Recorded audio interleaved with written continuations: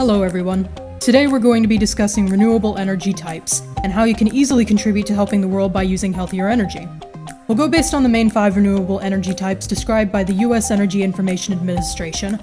I found that a helpful way of remembering them might be by comparing them to the popularized version of the natural elements: fire, water, air, and earth. Let's get started. Generally, people know that plants are good.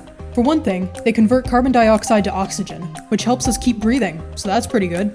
We can perhaps all agree that breathing is good. But in addition to plants being good while alive, they continue their good deeds when they aren't alive. Let's introduce biomass energy. This energy is produced from non-fossilized plant materials. So wood, such as wood pellets, wood chips, lumber residue, and black liquor can be included in this category. Biofuels are included in this as well. So stuff like ethanol, mostly made from corn, and biodiesel, made from grain oils and animal fats, can contribute to this energy. Not only that, but municipal solid waste, or MSW, basically garbage, contributes to this energy as well. MSW contains plenty of biomass materials, so it can be burned to produce electricity. Currently, wood is our second largest source of renewable energy. Although the use of biomass energy puts more carbon dioxide into the air, as long as people keep replacing those plants with new ones, it should be relatively sustainable. Unfortunately, plants do take some time to regrow, and no one's created any technology that's widespread enough to where people can use biomass as a replacement for fossil fuels. So even though this is a helpful solution, we can't rely solely on biomass. Let's take a look at some of the other options. Damn, that's some powerful energy being produced. Does anyone remember that one scene in the Percy Jackson books where they made a ton of dam jokes at the Hoover Dam? Anyway, dams utilize flowing water to spin turbines, which then generate electricity. This is hydropower. Another form hydropower takes is when pumped storage systems generate electricity by moving water between 2 reservoirs at different elevations, but the conventional method is via dams or rivers. As long as it's electricity generated from moving water, it counts as hydropower. The pluses of this energy are that there can be a range of sizes when it comes to dams and turbines, so it's relatively versatile in placement. This energy source doesn't pollute the environment too. Unfortunately, it does disrupt the water the dams and turbines are placed in, which has a detrimental effect to the animals that live in the newly changed currents and the water levels of these waterways. In addition, most US hydropower systems use more energy than they produce, which isn't sustainable, as you pros versus cons weighing people know. Still, perhaps this could be an option to pair with the others. We'll keep exploring our options.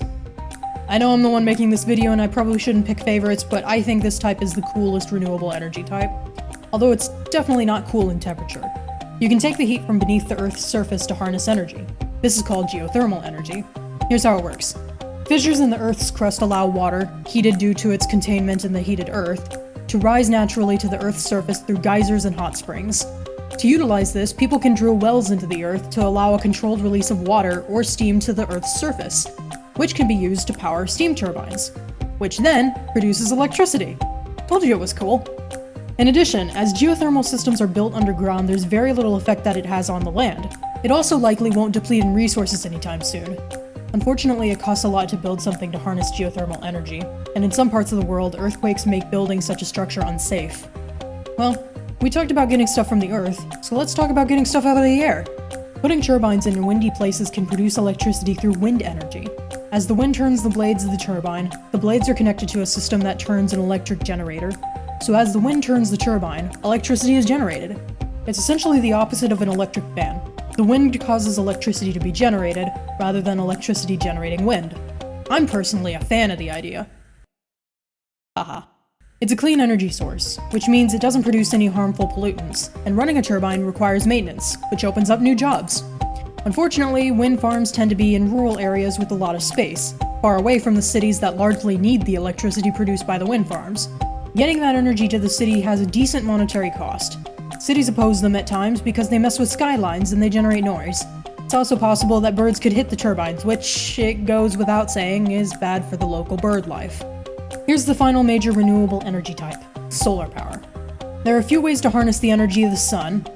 The power of the sun in the palm of my hand. If you don't go to the tentacles on back route, you can try a solar thermal system, where solar collectors absorb solar radiation to heat water or the air in a room. Another way of harnessing solar energy is through solar thermal power plants. These are like the solar thermal systems, only these use solar collectors to heat a fluid for its steam. The steam can then be used to power a turbine or a generator, resulting in electricity. Then there are photovoltaic, or PV, systems. These use solar electric cells that convert solar radiation directly into electricity. These systems can be small or huge, powering anything from a calculator to a giant power plant. As long as the sun exists in its current state, we can harness solar energy. It'll reduce energy bills in the short term and completely eliminate them in the long term. The only issue is that purchasing a solar power system requires a hefty upfront cost, and they need to be in a location where they can get enough sun, so putting solar panels on the roof of every house is likely not worthwhile. What is worthwhile is using a mix of these.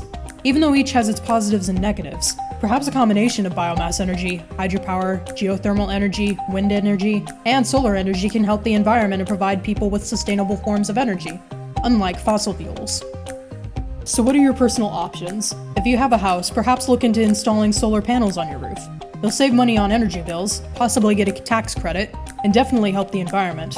If that's not an option, just keeping the lights off in rooms you aren't using helps. Reducing the amount of electricity you use means less energy needed to be harnessed. You could also read and share environmental journalism articles on social media. You could vote for candidates that promote renewable energy. You could buy a cool-looking accessory or clothing piece that'll spark up conversations about the environment. Am I shameless enough to promote my own website in this very serious video? Looks like I am. Alright, that's it for today. Now you can tell your friends how much you know about renewable energy, and let me know in the comments what your favorite type is. Thank you for taking some time to introduce some environmental science into your life, and feel free to like, comment, and subscribe if you want to introduce more science, art, and math concepts into your life. Also check out my website Steam for SAM. See you next time.